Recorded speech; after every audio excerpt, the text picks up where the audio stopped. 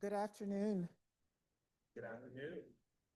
I'm Rashay Richardson, professor and chair here in the Africana Studies and Research Center. I really don't have much to say. I think that this event speaks for itself, and it is really important and truly exciting to amplify the voices of our graduate student community today, tomorrow, and on and on. When I first visited the Africana Studies and Research Center in 2008 as a job candidate, it was heartening to be welcomed so enthusiastically by members of the graduate student community, students primarily working toward the degree of the MPS or Master of Professional Studies. One of the interesting things, too, was to see the body of work that they had produced over the years, year by year, in the form of their theses. And that, to me, was a strong indicator of the long-standing intellectual investment and commitment of the ASRC to producing new generations of students. And one of the primary reasons that I was attracted in coming to Africana to become part of that extraordinary legacy, in which our students are very much the lifeblood and the heartbeat of this department.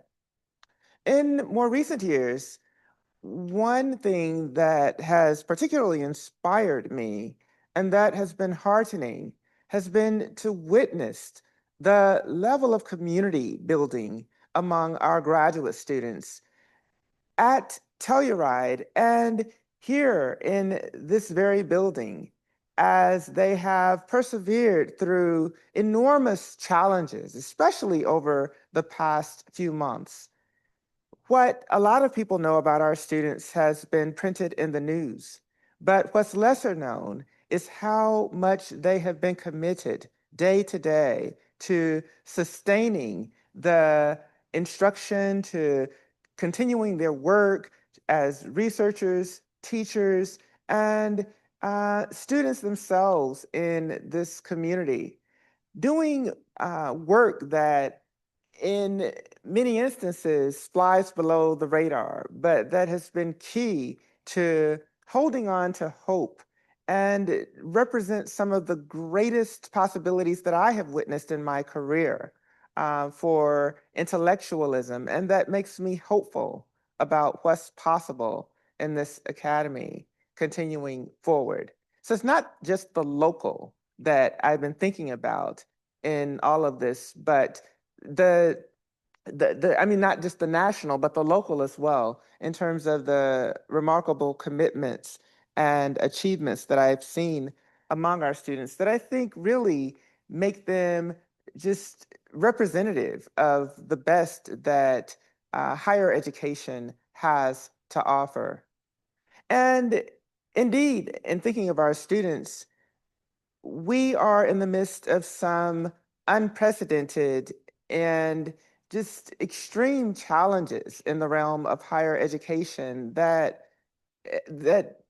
challenge even at our ability to hold on to hope. But the reality is that all of our students are are students that matter, and all of them, I think, contribute to the success um, and and the livelihood of our department and our field, including our international students. And make no mistake about it, they are are key to the work that we do and as important as any others. So it's very discouraging and deeply disturbing to see this level of volatility in the realm of higher education related to our our students in general, but particularly to particularly to our international students who so much contribute to the health and well-being of not only Cornell, but higher education institutions everywhere, and are part of the future that most of us envision and need in order to be successful. And their contributions are ones not to be taken for granted by anyone, because intellectually, their contributions are pivotal. And even financially, their contributions are pivotal. No one has adequately articulated the extent to which international students, their contributions help to keep our economy as we know it functioning, that their contributions matter in terms of our very health and well-being and safety as citizens.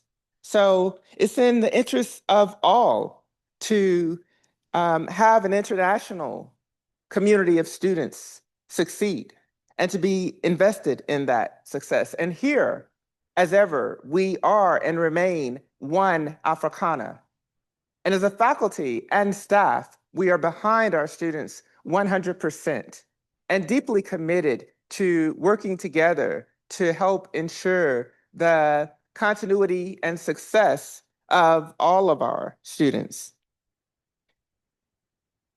Here today and tomorrow, we have a special opportunity to witness intellectualism and scholarship in action, spearheaded by our graduate students who have assembled this remarkable conference focused on sound. And I'm truly excited to be part of the audience and to take in all that you all have prepared, and congratulate you on this achievement. Since my graduate years at Duke University, I've understood firsthand that emerging scholars are really so frequently positioned at the vanguard of some of the most intellectually innovative and outstanding work in academia. And so I cannot begin to convey just what it means to see this event, which has been several months in the making, actualized. So my very best wishes. And in general, I want to underscore that on a day when many are mourning the loss of the Holy Father, Francis, who added so much light to the world, that you all embody the hope that is so needed now. And I wish you all a blessed and most successful event and the conversations in the days ahead. Thank you all.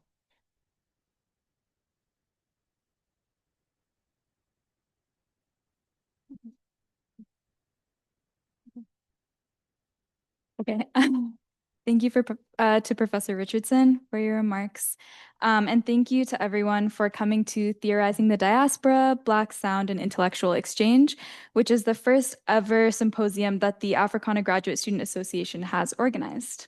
My name is Sophia Jahadmi, and I'm the president of the Graduate Student Association this year.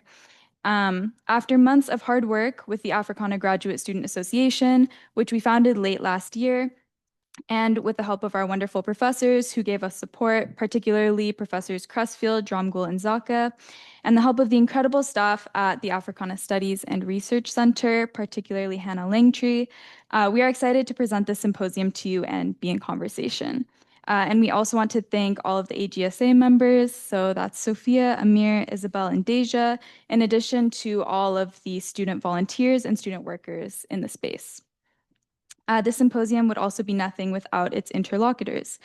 We have students coming from around the country to discuss their papers and their new ideas as they relate to Blackness, the diaspora, sound and sonic studies, and the ways in which music is at the center and constitutive of Black life and being throughout the diaspora. We anticipate that this symposium will be generative, thoughtful, and allow us to open new avenues and fields of inquiry as we continue our explorations into the many and multiple Africana worlds. Thank you so much for joining us. This event would also not be possible without the sponsorships from American Studies, Feminist Gender and Sexuality Studies, the Society for the Humanities, Institute of Comparative Modernities, Music and Sound Studies, and the Brett de Berry Interdisciplinary Mellon Writing Group. In this context, I would like to invite our colleague and member of the Grad Student Association, Amir Douglas, who spearheaded this symposium and has provided the backbone for many of the intellectual and organizational ideas, proposals, and actions that we have taken to be here today. So Amir is a fourth-year Africana Studies PhD student here at Cornell. He is originally from Newark, New Jersey, and studied at Hampshire College, during which time he crafted an academic concentration that integrated several fields of study, including Africana Studies, American Studies, and ethnomusicology. His research explores the sounds of Black activism and intellectual traditions in literary and musical forms as a site for Black liberation, discourse, and response. His undergraduate thesis, Black Feminist Sonic Consciousness, focuses on how Nina Simone's three notable performances forged emotive stages of anger, sorrow, and rage when she addressed race and gender injustice through her musical performances and unscripted dialogue. He asserts that Black performance in speech and music constitutes another form of source material for discourses emerging from Black thought and Black feminism. Amir is one of the most supportive colleagues and friends in the department, for whom we are all very appreciative. So thank you again from the Africana Graduate Student Association.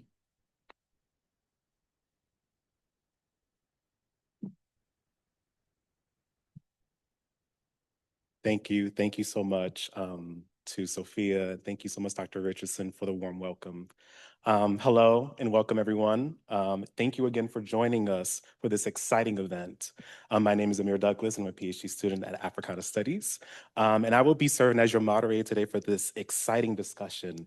It is a great pleasure that I welcome you to this evening's keynote conversation and to honor the four incredibly brilliant scholars in front of us whose work will we begin to be in dialogue with tonight. This conversation is centered on a central question that feels both academic and deeply personal. What do we mean when we say Black sound as intellectual exchange? What does it mean to listen, whether consciously or subconsciously, to the multiplicitous sonic and performative practices that shaped a broad diasporic project of Blackness? And as Sophia said so eloquently, we are interested in the works that explore the experiences and knowledge from various diasporic communities, included but not limited to the African diaspora, Asian diaspora, Latin American diaspora, and the Caribbean diaspora. And so in keeping up with this tradition, we are seeking to explore how Blackness and sound expands our definitions of diaspora and recognize its various cultural crossings. So this keynote conversation will bring together these questions. And with that, I'd like to begin introducing our first speaker. Our first speaker is Dr. Amber Drumgoole, who is an assistant professor of Africana religions and music and Africana studies in Research Center. Her work centers the composition, perception, and the projections of Black sacred soundings across different social contexts, the ways that gender is reconstituted in these spaces, and the artistic innovation that occurs outside the purview of traditionally recognized social, educational, and ecclesial institutions. She received her BA in Religion and Musical Studies from Oberlin College and Conservatory in 2015, her master's from Yale Divinity School and Institute of Sacred Music in 2017, and her PhD from Yale University in 2023. Her current book project is the first of its kind to document the 20th century history of itinerant women gospel musicians as a collective, paying particular attention to their musical trainings as girls in Afro-Protestant contexts, as well as their formation in the entertainment industry. It asks the combined lived experiences, sonic performances, and working class consciousness of missionaries turned gospel blues progenitors can reveal about Black cultural hybridity, legibility, plurality, and music education and practice. The girls and women she engages constantly find themselves negotiating the spaces where plain clothed culture of Black Christian respectability encounters a space of sexual and musical social risk, reflecting in blues culture and the economy of sex. And our second speaker, would be Dr. Victoria Zaka. She is a Black feminist, sound theorist, and abolitionist educator. She is the founder of the recording studio and label GMC Records Rwanda, and has been making music in community with Rwandan artists since 2012.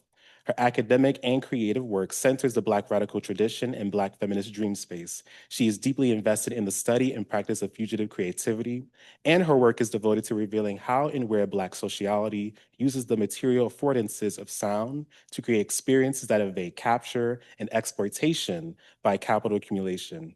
Dr. Zaka is also passionate about using semiotics to demonstrate how shared investments in the sensory experience of Blackness brings forth a collective interpretive body that refutes both the possibility and of the desire for the individual human subject. Her current book project, Kamva Meza Mensi Netsa, Sounding Blackness in Rwanda, is an ethnographic of contemporary Rwandan popular music industry that demonstrates how cultural workers give shape to collective ontology and predicated on the sounding and circulation of Blackness through the grammars of flesh, skin, breath, and blood. Before joining the Music and Sound Studies Department at Cornell, Dr. Zaka was a Black Studies Collaborative Postdoctoral Fellow in the Department of African American Studies at the University of California, Berkeley. She also completed her PhD in Department of Media, Culture, and Communications at NYU in May 2021. And she also holds a Master's of Education in Sociology and Education from Columbia University Teachers College and received her BA in Ethnomusicology and Music Education from the Johnson Center for Integrated Studies at the University of Redlands. And then our next speaker, wonderfully, who is here today, Dr. Maya Cunningham is an ethnomusicologist, an Africana Studies scholar, jazz vocalist, and a cultural activist. Her research focuses on African American cultural identity and traditional African and African American musics. She is an expert in African American music and expressive culture, African American history, African American jazz, South African jazz, and early African American traditional musics. Her cultural activism includes public impact work like designing ethnomusicology-driven curricula and programs based in Black music and other world music traditions to advance culturally centered music education for students from marginalized ethnic groups. And she also curates exhibitions, public programs, and broadcast media about Black music and culture. In the fall 2025, Dr. Cunningham will start an inaugural assistant professor of Black American music at American University in the Department of Performing Arts.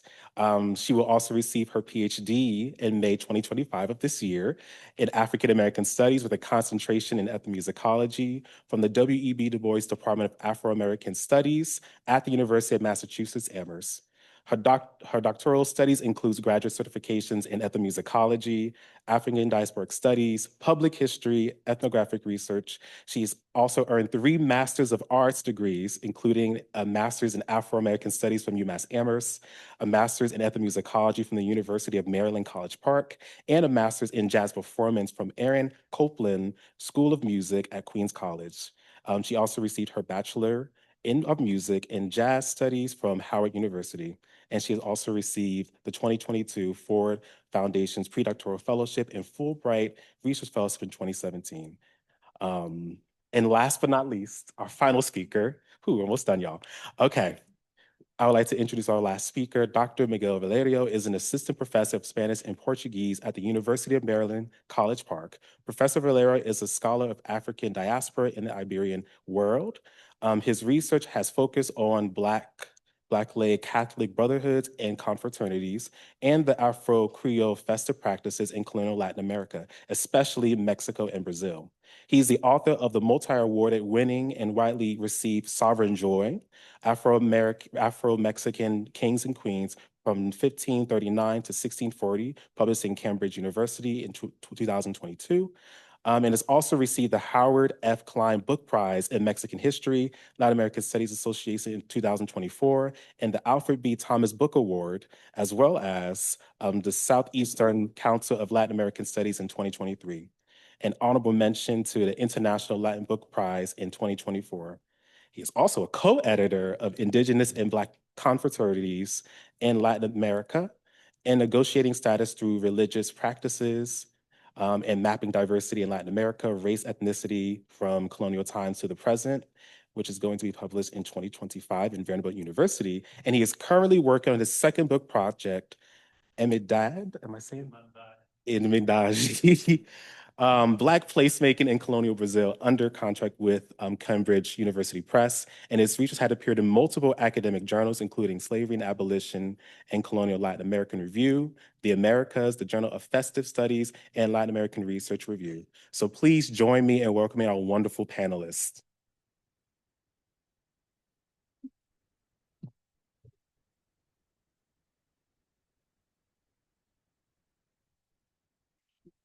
Real quick. Hi, everybody. I love the response.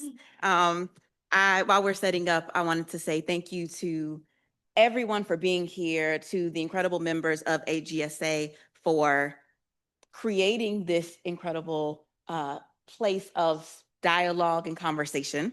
I don't have much time, so I'm gonna go ahead and get started. If I can find my mouse. I sing when I think, so if I'm thinking, you'll hear a few notes.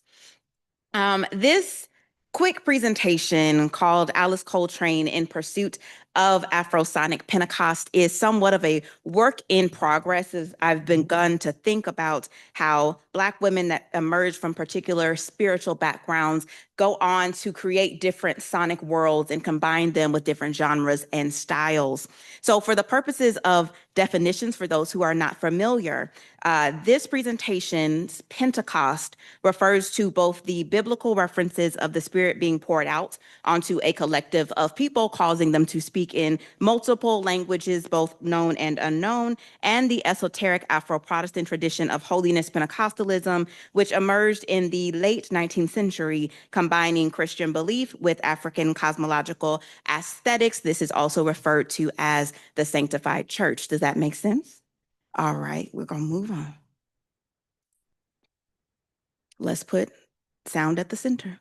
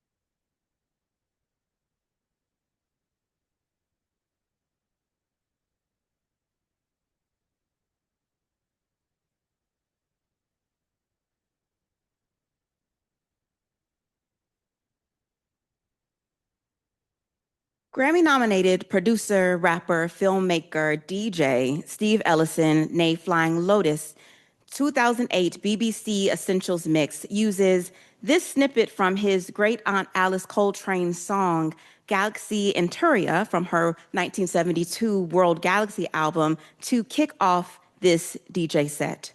I should say that Turia means the fourth state of consciousness and supreme awareness, the seeds of which were implanted into Steve Ellison by his great aunt during his childhood, growing up on her ashram, Sananantam, in Agora Hills, California.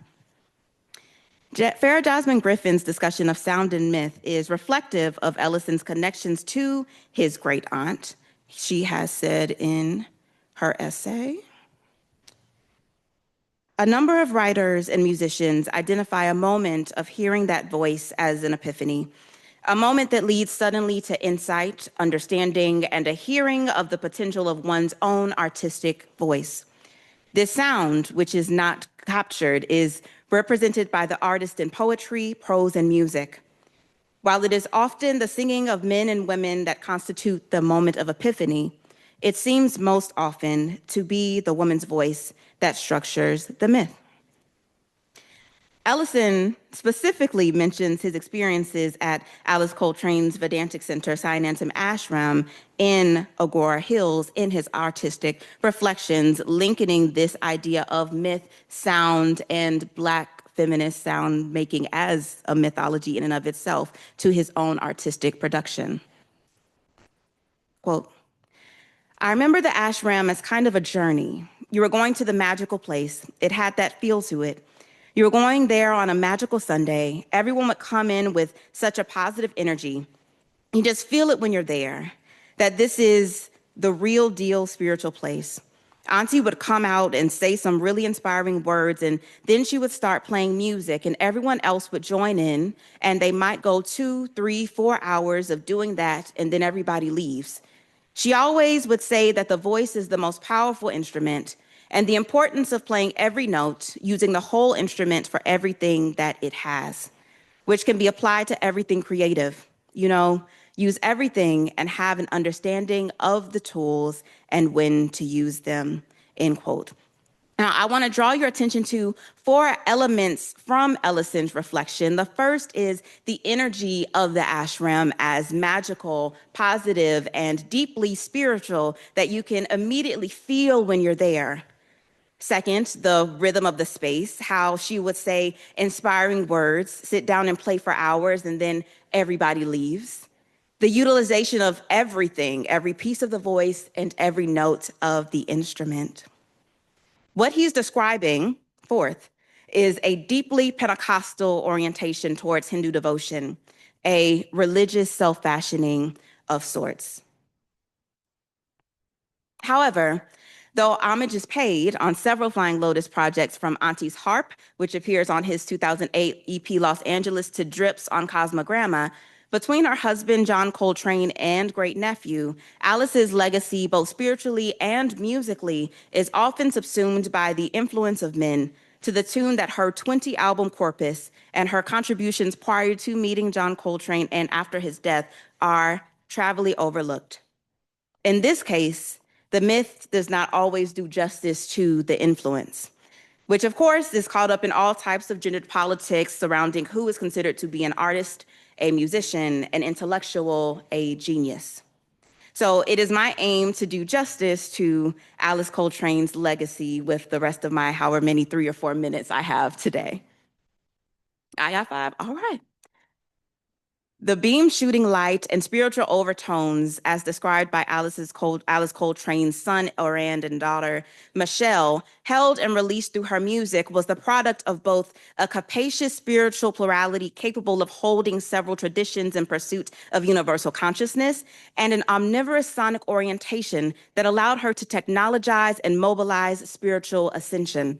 An orientation that begins not only with communal and familial jazz exposure, but is informed by musical tutelage in mainline Afro-Protestant churches and further stoked by the God-feeling infused Pentecostal revival she attends as a teenager. And I'm going to continue to read a quote that I read 1,000,000 times to my students, so you're going to hear it again. A quote from Alice Coltrane in her reflections in Franya J. Berkman's book, Monumental Eternal, on her time spent at Mack Avenue Church of God in Christ, a sanctified church in Detroit. Quote, one day we were at this church. I was with the young people, ages 15 to 19. I happened not to be at the piano at the time because there were 2 of us and the other pianist could play anything. She was superb. The choir was singing and there was such a spiritual experience happening in that church. There was such God feeling. The people in the audience were so overcome with the Spirit, they weren't singing anymore. Some were just walking around the church. Half of the choir had to be carried out, even young people. The Lord just completely swept through. The pianist started playing at such a rapid pace, and everything just stopped. What could you do? All you could do was go and sit down. There was no remarks. There was no more singing. There were nurses attending to those who were highly overcome, and some were carried downstairs, and that was it. The service was never dismissed by the minister, just God feeling, an experience filled with the Spirit of the Lord, end quote. So if you're listening closely, that same feeling, the rhythm, the everythingness that Flying Lotus spoke of his experiences at Alice Coltrane's ashram is present in the moment that Alice describes in the Pentecostal church in the mid-20th century. The spirit of African cosmological Pentecost continued to infuse her work, even as she grew beyond Christianity's theological boundaries. Quote, The Eastern philosophy gives the aspirant the chance or opportunity to develop himself. Somehow, the experience that I had, and I'm not going to speak for everybody, I'm speaking for myself. You go there and you hear the service and you get the instructions, prayer, to be faithful, trust, ask God's blessings, yet it never tells you what you can become. More Christ-like, more Christ-conscious. There are certain wonderful statements made by Christ, greater works shall ye also do. I and my Father are one. How is it that you can decide how this should be understood? If his word is the law, then if he says, greater works shall ye also do, let me believe that. He told you about your potentiality, your higher spirituality, but the church says get under that, be less than.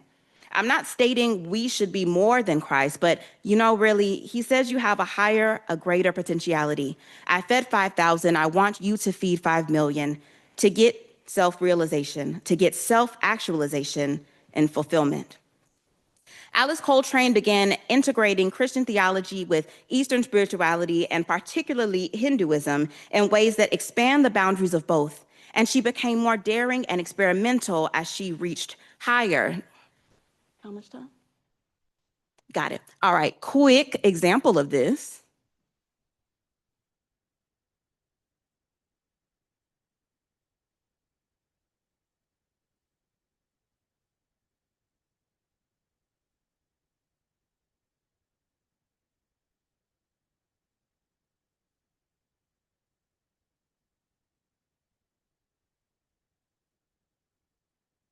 This small snippet from Turiya and Ramakrishna from Alice Coltrane's Patada Al Daoud album in 1970 was written in the wake of her husband's death with some of his most prominent collaborators, including Ron Carter, Ben Riley, Joe Henderson, and Pharaoh Sanders. Where Patada Al Daoud means the beloved in Arabic, and Turiya Ramakrishna refers to the highest state of consciousness in Hindu philosophy. To me, it feels like a type of funeral dirge, or in my Black musical tradition, a blues. And there's something beautiful about hearing the blues as the highest state of consciousness, as Alice Coltrane has iterated here. Later, she'd be known as Swamini Turiya Sanjitananda, the title given Hindu spiritual teacher, establishing her Vedantic Center, Sayanantam Ashram, in 1975. So 50 years ago this year, and this year is being dubbed by the John and Alice Coltrane home as the Year of Alice because of that.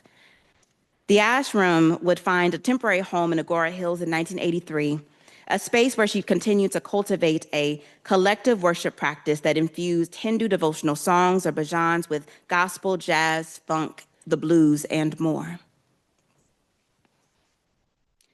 While her hybridization of Black Pentecostal spiritual aesthetics and Hindu devotional philosophies, with her hybridization of Black Pentecostal spiritual aesthetics and Hindu devotional philosophies, Alice Coltrane Turiya Sanjitananda's African cosmological Pentecost and its core tenets of ecstasy, spiritual ascension, and musical exploration animated her spiritual and sonic contributions, so much so that even after her death in 2007 and the destruction of Sayanantam Ashram in 2017, her fire burns not only in her children and her nephew, but in other multimedia artists who have caught the spirit as well. Thank you.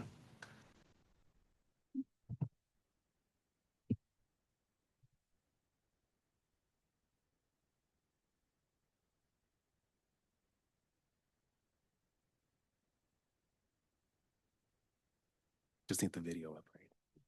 Okay, perfect.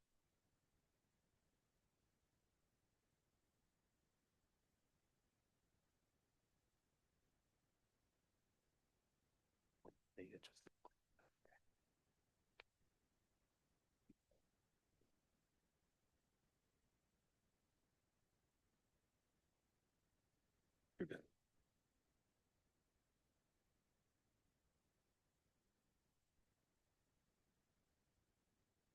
Okay. Hi, everyone. Happy to be here. I want to again echo a thanks to all of the graduate student organizers, and a very special thank you to Amir Douglas, who I know really poured his heart and soul into this. So grateful to be here. Okay, what to say? I'm going to tell a story. It's a true story. In fall 2023, I served as a part-time lecturer in the Department of Communications at the recent Northeastern University takeover of Mills College campus in Oakland. And I was tasked with teaching an introduction to communications course to a group of undergraduates. I understood this role as an opportunity to instill critical media literacy in students, emphasizing their ability to become discerning consumers and producers of media content. At the core of this pedagogy was the imperative to interrogate the ways in which media systems perpetuate structures of power, particularly in relation to empire and global inequality. Early in the semester, the ongoing misrepresentations of the apartheid state of Israel and the ethnic cleansing of Palestinians, particularly in the wake of heightened violence in Gaza, highlighted the urgency of these lessons. Media distortions, the complicity of the US in the oppression of Palestinians, and the broader global media's ecosystem's failure to offer accurate or unbiased portrayals of these issues underscored the need for students to recognize the entangled relationships between media, technology, and empire. My own thinking about these deeply entangled practices and media institutions is rooted in my personal ethnographic research, working with music industry professionals in Kigali, Rwanda, over the last 12 years. The 1994 genocide against the Tutsi in Rwanda, in which over 800,000 people were killed in a matter of 100 days, marks one of the most horrific episodes of the 20th century. As a child, learning of these daily horrors of this human catastrophe forever changed me, and my deeply unsatisfying scouring of the Time magazines in my grade school library left me with an unrelenting question: how can this happen? In Rwanda, I learned that it's been well documented that listening, particularly to the radio, played a catastrophic role in creating conditions for genocide. The infamous Radio Televisión Libre de Mille Collines, or RTLM, used its platform to incite violence, dehumanize the Tutsi ethnic group, and coordinate attacks. This dark legacy of broadcast media is just one example of how broadcast technologies can be weaponized by ideological powers operating within colonial legacies and also post-colonial tensions. RTLM's role was to cultivate a listening public, primed for violence, revealing the dire consequences of how deeply listening is entangled with power, affect, and identity. The genocidal rhetoric was made more persuasive by its aesthetic elements, humor, music, and the broadcast of familiar voices, collapsing the distance between entertainment and atrocity in ways that feel eerily familiar. In the aftermath of such widespread, and I think it's so important to remember that it was a widely popular genocidal acts, Rwanda faced the immense task of reconciliation and rebuilding, not only of their infrastructure and institutions, but more urgently of the social fabric and interpersonal bonds. Making and listening to music as cultural affective practices operated as powerful tools in this process. In the years of reconciliation, the Rwandan government turned toward music and sonic rituals as mechanisms of healing and remembrance. The government turned to one style of music, particularly suited for their state-building project, thus producing a state-sponsored repertoire of songs for their annual commemorations of the genocide. These songs reproduce a pre-colonial longing through their use of traditional musical instruments and lyrical styles, while also enacting a sense of seriousness given by its rootedness in simple, step-like melodies, strophic form, tight diatonic harmonies of Catholic or Protestant hymns, and backed by appropriately liturgical instruments like the organ or the piano or a flute. These memorial songs reflect themes of loss, resilience, and unity, and listening to them is an ethical and political act, an opportunity for survivors and younger generations to receive and recirculate narratives that resist erasure of the historical memory that justifies the existence of the newly emerging Rwandan state. However, despite these government state-sanctioned efforts to curate a post-genocide soundscape, the production and circulation of popular music in contemporary Rwanda defies a politics of identity rooted in singular and anachronistic national origins. What has emerged, and what my current book manuscript, Kumva Mezeneza, Sounding Blackness in Rwanda, is concerned with, is the widespread production and circulation of what could be recognizable to many, if not all of us here in this room, as a global Black sound. And I'm just gonna give you a small example of like a recent hit. This song came out a few weeks ago. And it's iconic in the ways that all of these songs share a lot of formal qualities.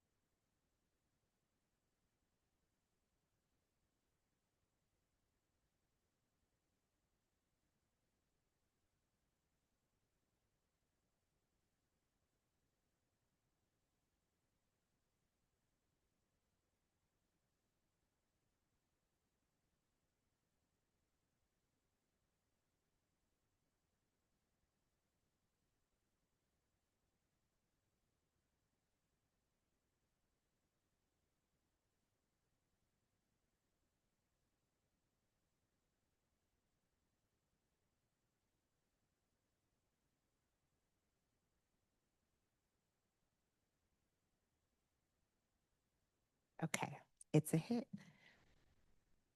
All right. The unique affordances of this global Black sound, one that is both incorporative and inviting and, quote, demands participation, to cite Kofi Agawu, is that it pulls listeners into relation, into formation.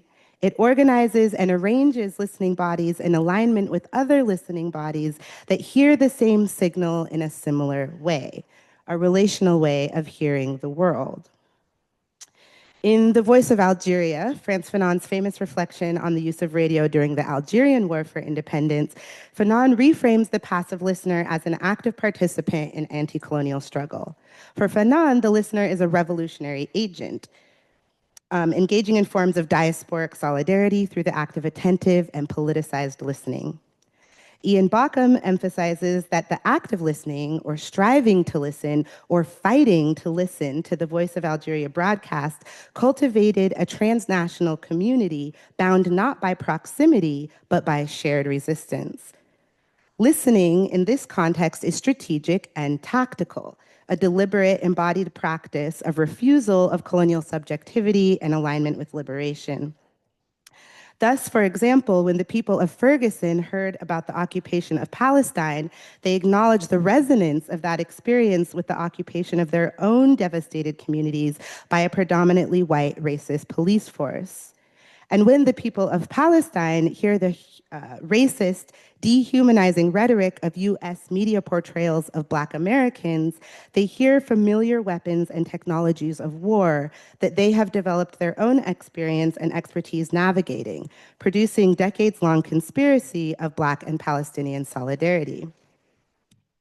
This is the kind of critical awareness and empowerment that I hoped to impart to my students that semester at Northeastern. However, as I navigated these complex issues in the classroom, I became a target for the administration. After a student reported my discussions regarding Israel's relationship to settler colonialism to the dean of student life, I was subsequently dismissed from my position as an instructor. I was told that a student, at least one student, heard my lectures about the liberation of oppressed or displaced people as a threat to their own life. The course I had been scheduled to teach the following spring, Media and Social Change, was deemed to be, quote, no longer needed. This course removal was framed as a matter of student interest, yet its timing and context revealed a deeper pattern of institutional repression against critical pedagogy. My dismissal did not simply reflect institutional concerns over curriculum or classroom management. Rather, it signals the ways in which universities, as sites of knowledge production, are deeply entangled with hegemonic power structures that seek to silence voices critical of empire. Since that time, the oppression of free speech and the repression of critical pedagogy has only grown into a deepening nationwide crisis.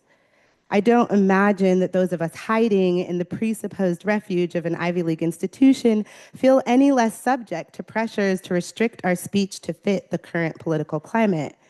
However, this increased awareness of increasing surveillance of our speech and the risks of being overheard only deepen the imperative that we listen to understand beyond what's being said. The time to practice our capacity for deep and intentional listening is certainly now. The role of the listener, the choice to hear differently, the capacity to listen through the jam signal for the voice of the revolution and to carry that voice forward must be a part of our strategies for survival. I'm thinking of the sound of a world without origin, something like a we might consent together to desire. And if we desire that, the mouthpiece for the collective head that sings the song can never be singled out. It cannot be isolated. The signal can't be traced back to some solitary or culpable originating source. The voice of the resistance is global. It sounds Black, and it's calling us in. May we grow more ready and more willing to hear it. Thank you.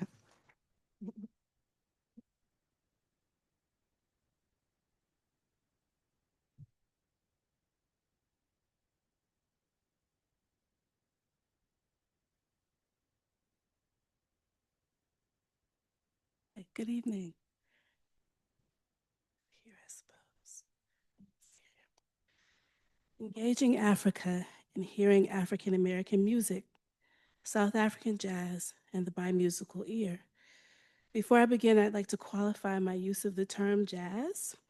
This is a term rejected by many of the creators of the music, including John Coltrane, Max Roach, Nina Simone, Archie Shepp, Lee Morgan, and many others.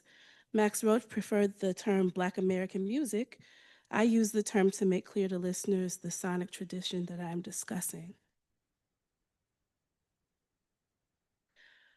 I also qualify my work following the guidance of Dr. Kwabena Nkatia, who advises us to study the Africanity of African American jazz or any African diasporic music through this lens.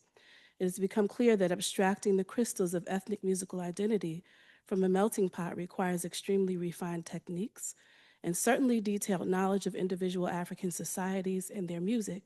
Thus, the study of African roots must go side by side with the study of the music of Africa.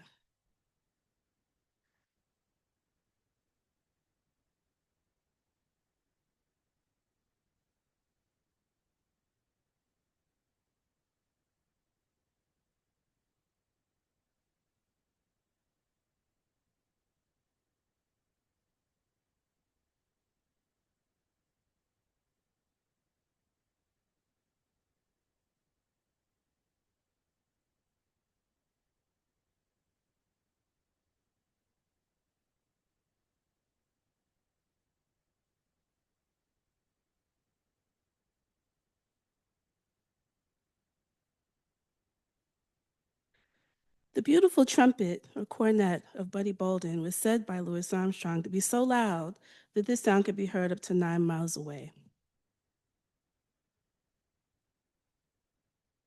If we engage in Ganaba's statement with a little magical realism for just a moment, let us imagine the powerful sound of Bolden being released into the atmosphere and then joined with the cornet sounds of the other early New Orleans jazz cornet kings, Freddie Keppard, Bunk Johnson, King Oliver, and then finally, Louis Armstrong. We can imagine their sounds not only calling the Black New Orleans second liners to dance in celebration of those who had gone to glory, but also the energy of their breath flowing through the horn and up into the atmosphere, circling through the Gulf of Mexico, floating through the Caribbean Sea and over the Atlantic, arriving back to the African homeland. Perhaps their sounds could not be heard, but it could be felt, or they could be felt by those who remained, reminding them of the oral histories that told of their family members who had been taken captive into exile. This could be what Ganaba was referring to. Blakey's statement in his 1986 oral history interview was responding to the initial concerns of Freddie Keppert that guided Keppert's career decisions 70 years earlier.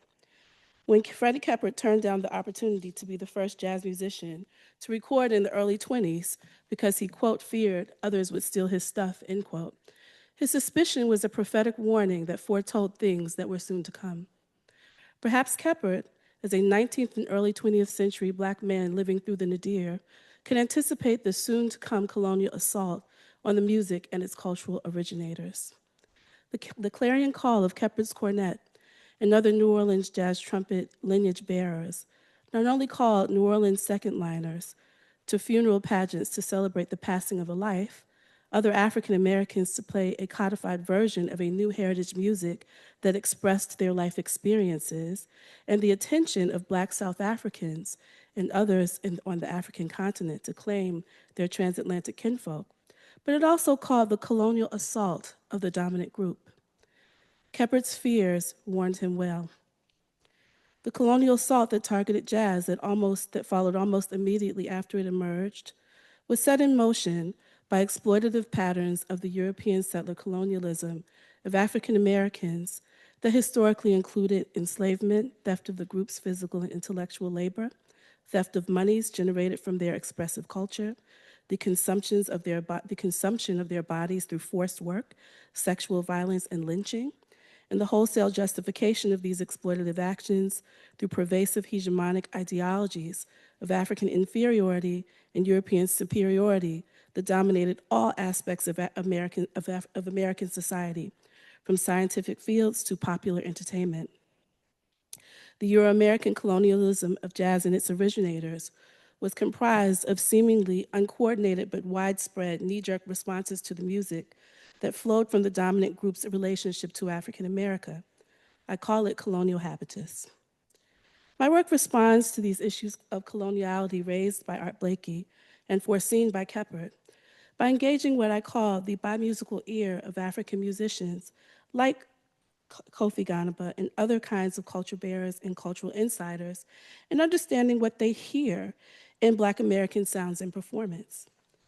Cultural identity, particularly the Africanity that African musicians hear in Black American musics, reclaim traditional forms like jazz and spirituals, for instance, from public and academic colonial narratives that erase, distort, and or deny African American origination, ingenuity, and ethnic identity. I write against Western imperialist narratives imposed upon Black musics in order to use the musics to better understand African American cultural identity in service of Black liberation agendas. Colonial narratives about Black music include uninformed claims of musical hybridity based on misinformation and stereotypes about African Americans and African musics, outright erasures of Black American origination and histories, and the superimposition of exaggerations or even falsehoods about origination or contributions to the music by the dominant group. Examples of these narratives abound. About Black music generally, claims that African American spirituals derive from Western European hymnody as opposed to African habitus and melodies from the continent, or that blues derives from English American ballad traditions as opposed to African Americans' musical aesthetic preferences that transferred into the United States with Africans from Senegambia and West Central Africa through traditional instruments and their aesthetic preferences. The 1917 claim of the minstrel group, the white Southern original Dixieland jazz band, to have created the music called jazz. Paul Whiteman's self-crowning as king of jazz in the 1920s and the attempt to supplant Armstrong as the successive king of the music who followed King Oliver and who established the soloistic language of jazz. The mainstream media's proclamation of the 1930s of Benny Goodman as the king of swing, overlooking Fletcher Henderson, Duke Ellington, and Louis Armstrong, who were the cultural architects of the swing era. Dave Brubeck's 1951 definition in Downbeat magazine that the music is of, quote, mixed parentage of primitive African and highly developed European cultures. And then the current definition in the music in Downbeat magazine, based on Brubeck's definition, that it, quote, resulted from two distinct musical traditions, those of West Africa and Europe. West Africa and jazz, it's contributing jazz's incessant rhythmic drive, and the European ingredients had more to do so with classical qualities pertaining to harmony and melody. Attributions of the beginnings of the music to Euro-American marching bands and klezmer music even, to claims that Charlie Parker got his bebop innovations from Western classical music as opposed to blues harmony and rhythms from the 1920s and 1930s era of the Pentecostal arm of the Midwestern Black Church. And then finally, the intentional and calculated annexing of jazz in the public mind from Black America by the United States government as a national, quote unquote, American music, or America's original art form, versus an African American music for the purposes of Cold War politics and the US's culture wars with the Soviet Union, as detailed in Van Eschen's Satchmo Blows Up the World, Jazz Musicians Play the Cold War. In response to such coloniality, my current project, Jazz Mulagaje, Cultural Identity Implications of African American Jazz from the South African Tradition, engages how Black South African jazz musicians in Johannesburg hear and receive African American jazz. I call this the Black South African bimusical ear, which is a cultural ability to hear the music through a bimusicality in both indigenous traditional South African musics and jazz. Before traveling, well, let me play this example.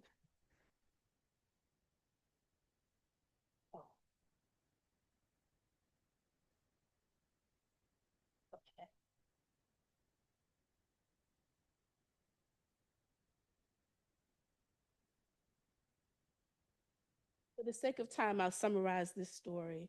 I went to Botswana to do a Fulbright research project back in 2017 and heard this music of Winston Ngozi. And I didn't know much about the tradition other than those who were in exile here, the music of Masekela, Mary Makeba, and so forth, and found his lineage descendants. And I asked them, well, I'll play this example.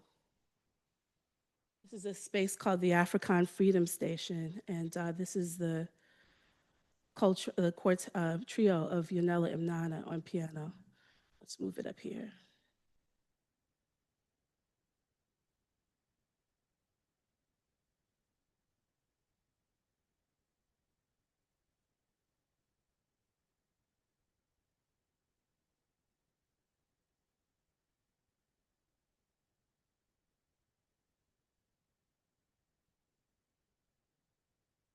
When I asked them, how is your music sounding so much like a sibling or even a part of the family tree of the African American tradition, they told me something I didn't expect. They said, we hear in the music of John Coltrane the rhythms and melodies of our grandparents' work songs. So I thought, well, what else do they hear? And so my project investigates how they receive African American jazz. It's called Ubuhili, which is an isiZulu word that means jazz has come home.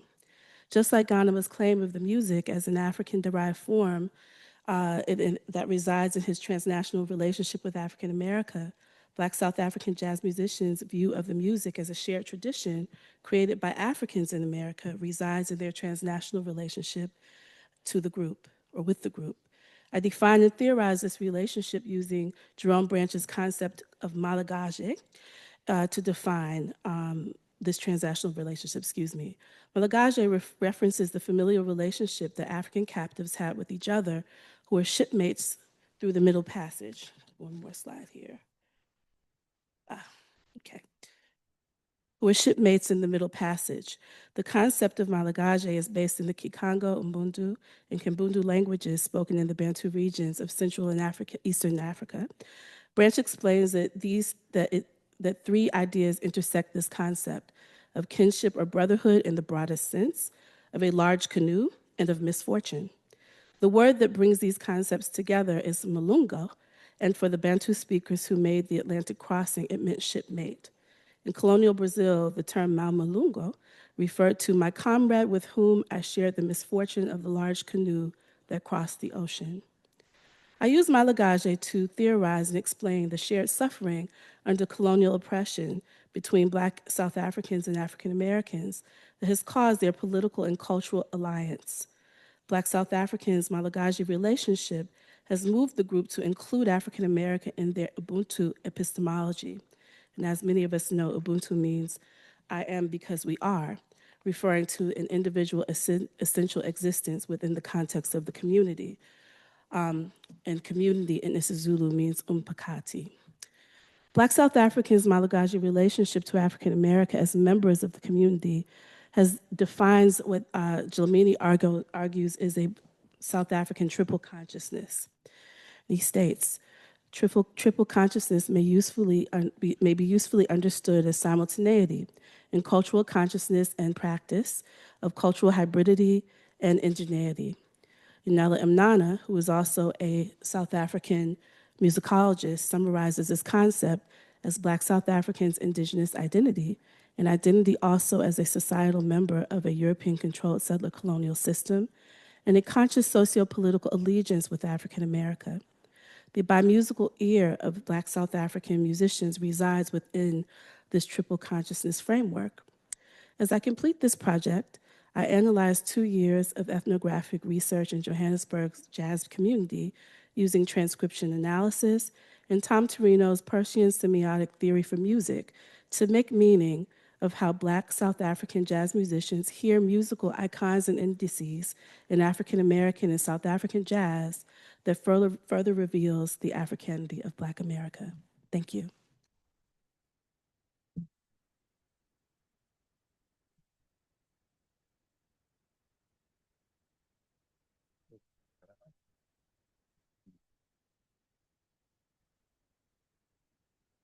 While we're getting the PowerPoint ready, I come from the long, long past. As you see, my book, I study the performance of festive Black kings in 16th century and early 17th century Mexico City, of all places. But it was a tradition that is widespread in the African diaspora. It is still practiced in Brazil, in Panama. It has been linked to Mardi Gras, India, in some sense that what was done in Congo Square involved this tradition, which has a long genealogy that connects it to, that triangulates the Americas, Africa, and Europe in terms of the involving of the Portuguese in the slave trade and commercial relations, especially with Central Africa. How do I forward go? I think I just need to click there, right? Okay. So these are the images from Brazil of this tradition, and I guess for the purpose that I was invited here is because when I wrote the book in the second part of chapter 3, I wanted to deal with the music that accompanied this performance. So we can see these images from Brazil. We can see here some of the music. Well, this is the Kings and Queens. I think I have another image with more music, but I'll go. Oh, sorry. Yeah. I'm going to show you because in Mexico, sorry.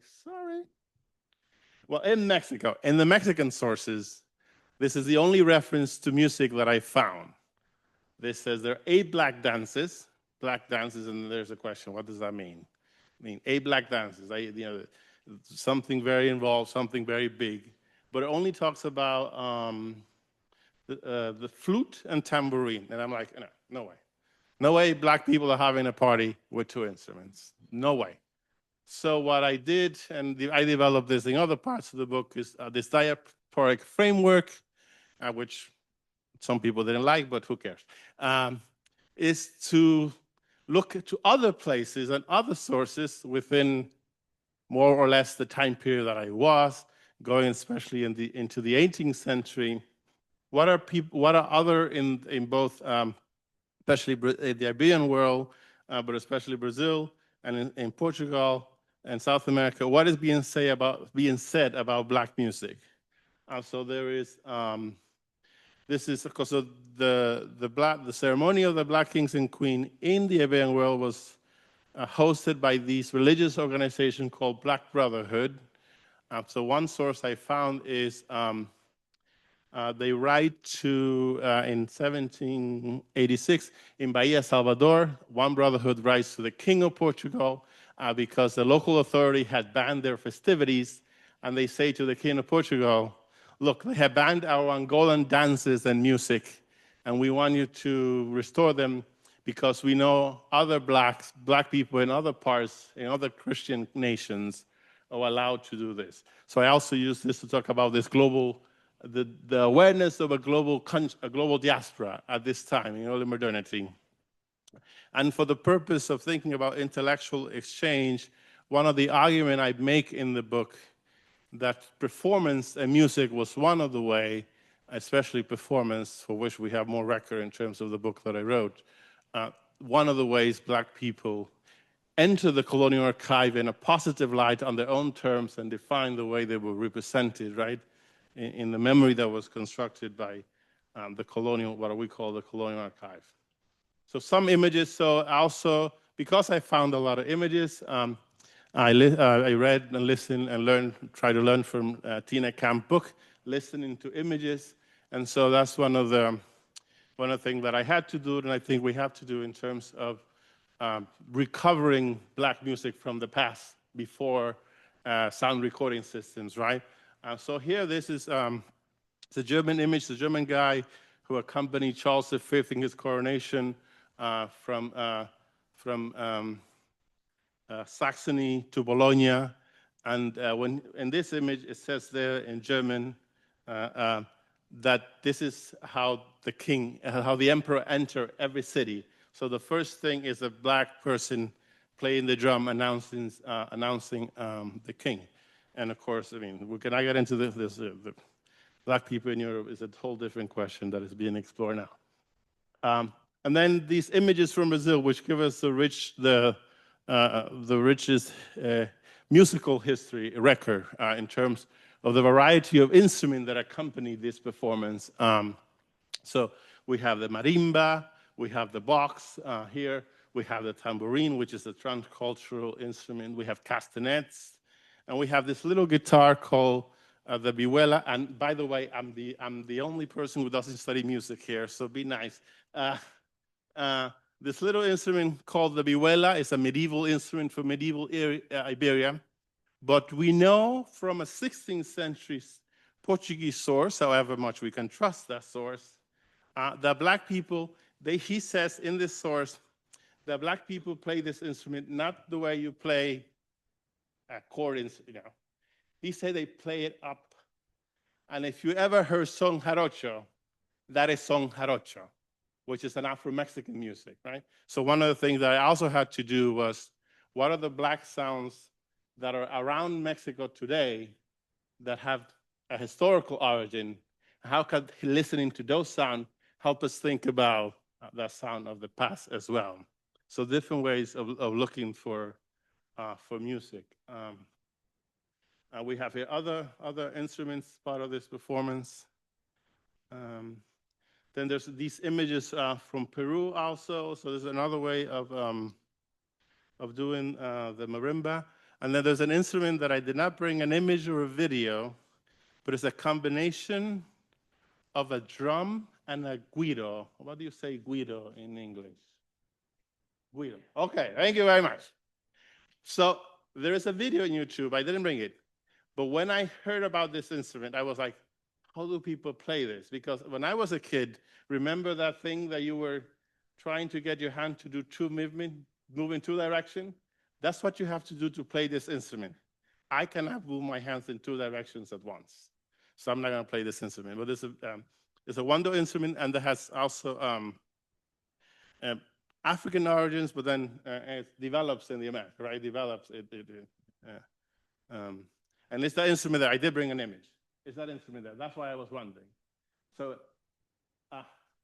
you beat with one hand and you guido with the other. And it sounds wonderful. I encourage you to write to me so I can send you the YouTube video, because I don't think you will find it by just Googling it. And there you see the vihuela again. So these are late 18th century images of musical practice of Peru. This is a huge encyclopedia that this bishop composed, Martínez Compañón. It's 7 volumes. It's in the Royal Library in Spain, and it was for the king a taxonomy of his empire, right? So it's part of empire, but he did record Black music. This is Samueca, which is the national dance of Ecuador, Bolivia, Peru. And there they don't think that these songs have a Black origin, right? This is our national dance. How can it have a Black connection? But here we see here. And this is one of the songs that is in that. And then I'm going to have technical assistance here because I come from the 16th century, despite my youth. Oops, okay. Yeah, so this, so before we play it, we can play it. Go ahead.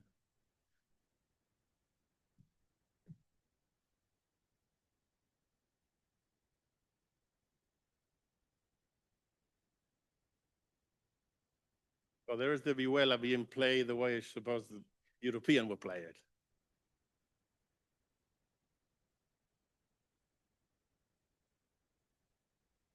Okay, you get the idea. I think you do. Because, can we go back to the PowerPoint? Sorry. Thank you.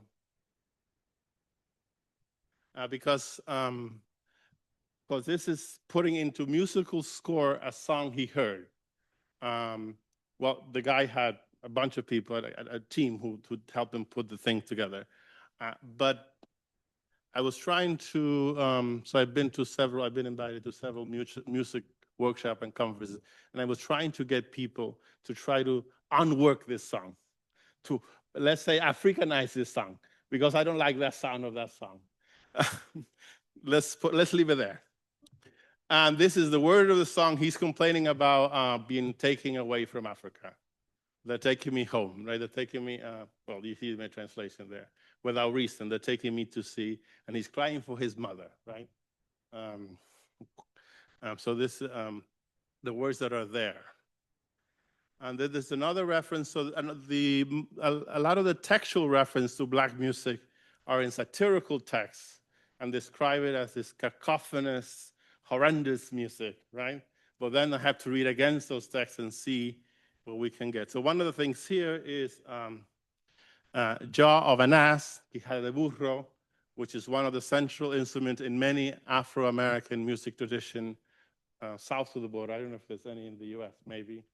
See, there you are. And I also have a video of that, because it's a pretty cool video. Escape, okay, let me see if I can do it. Let me see if I'm good enough for this. Okay, so this is the best video on YouTube of this instrument.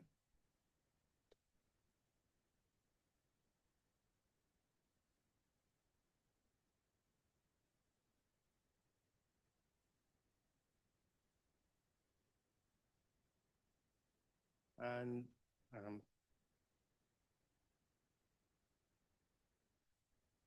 thank you.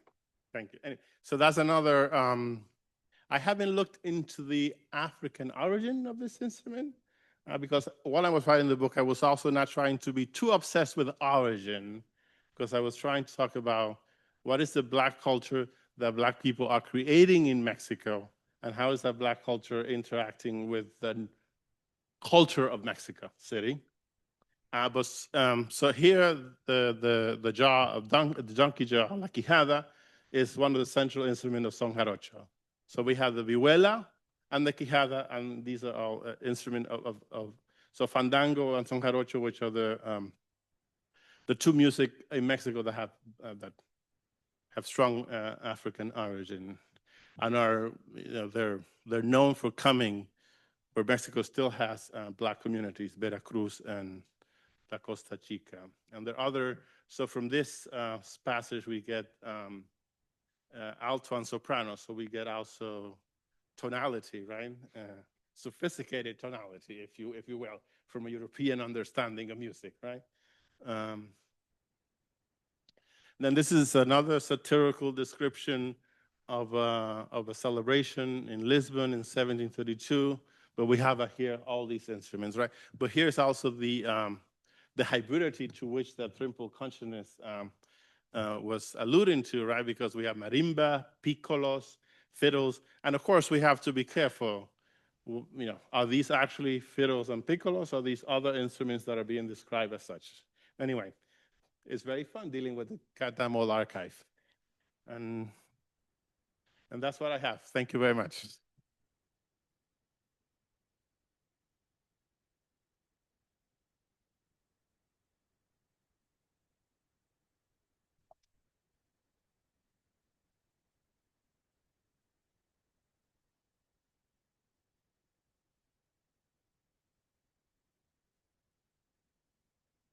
Okay, thank you so much to our wonderful presenters. So we're gonna open it up for Q&A. And if you have a question, there is a mic right here. And anybody would like to go first? Isabel? Okay, we'll just walk around with the mic. We'll just walk around.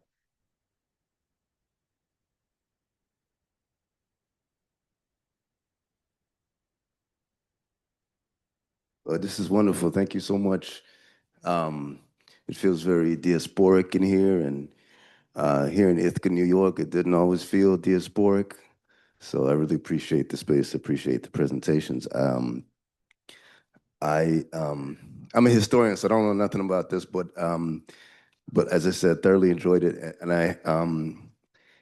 I'm thinking about, so I just saw the documentary, what do you call it? Soundtrack to a Coup. Yes. Yes.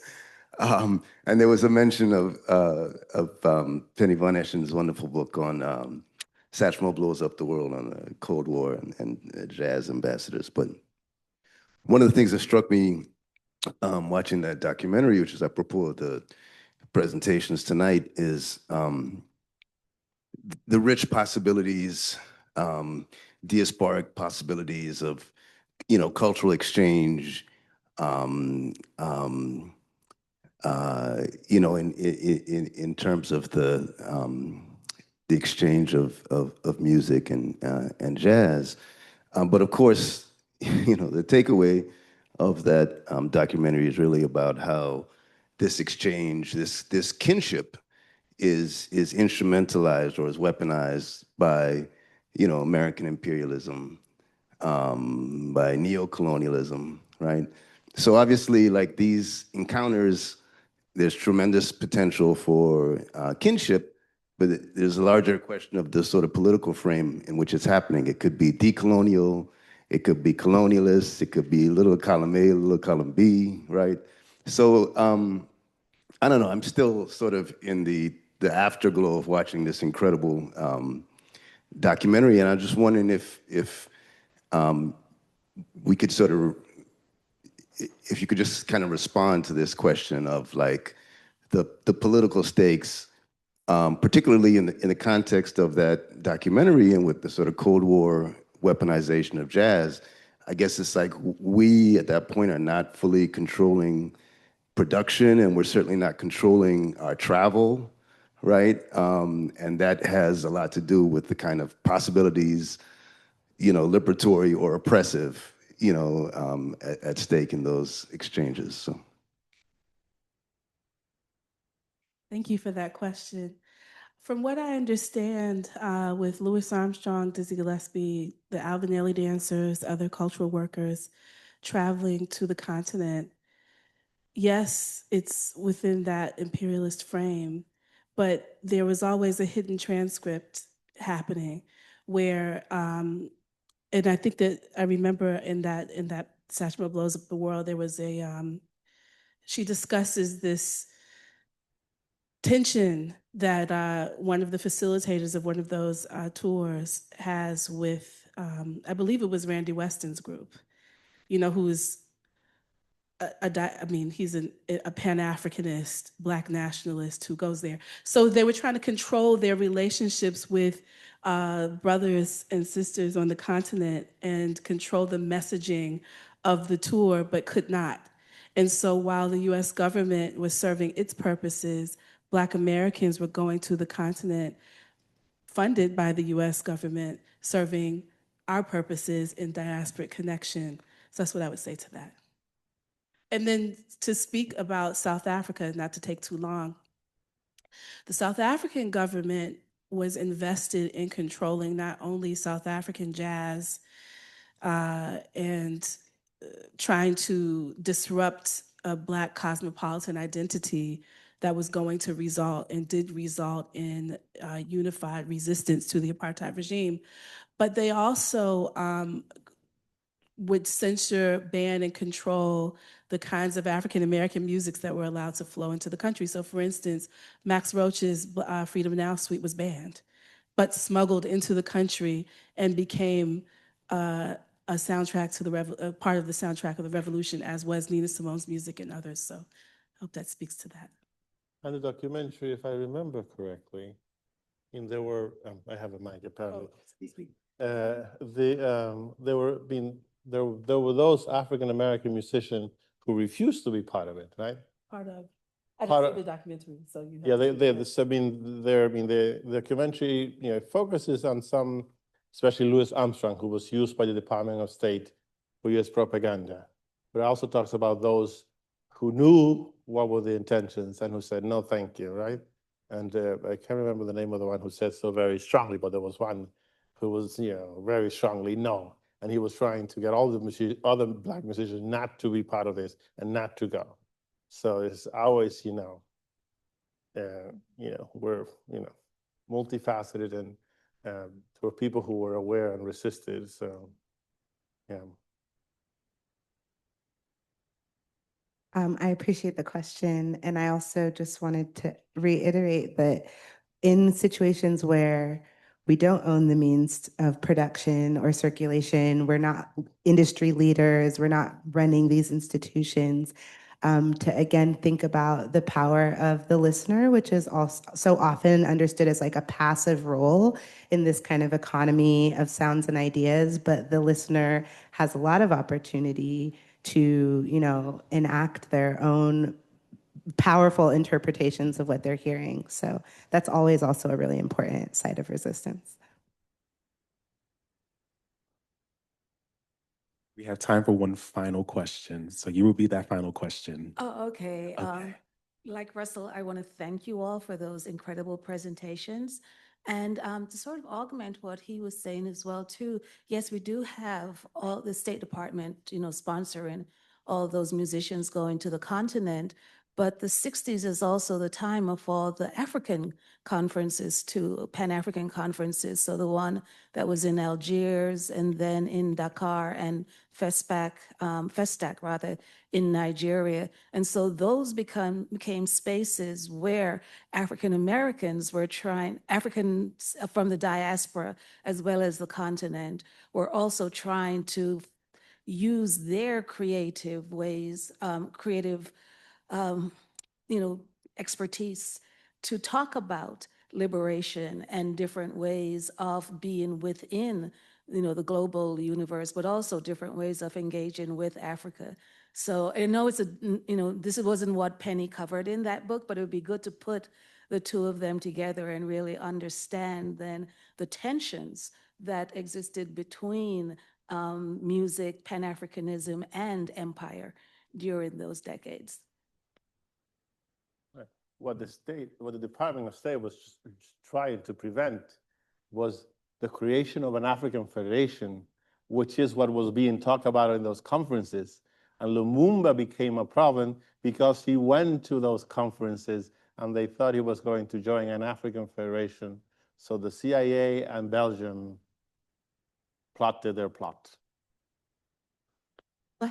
Yep, it's on. I have one small thing to add from the perspective of somebody that's working on a person that isn't often seen as somebody as engaged in these movements. Their husband is often seen as somebody engaged in these movements, but Alice Coltrane is not. But if you think of the 1960s and the anti-Asian sentiments of the time, what it means for her to be infusing her music with Hindu bhajans and combining those with an African cosmological outlook, I'm thinking of how we've all talked about listening and listening under. She's doing that in a way that isn't necessarily recognizable in the ways that other artists of the time are.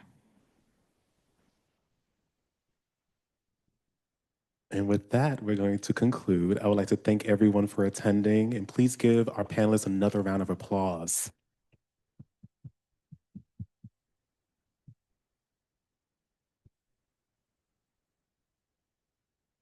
And you are very welcome. There's refreshments outside. We also have a liner notes activity. So if you go outside, there is a big sheet of paper. I would love to hear your comments and questions if you have any to ask our panelists. You can also post them outside. So thank you so much. Have a wonderful evening. Thank you.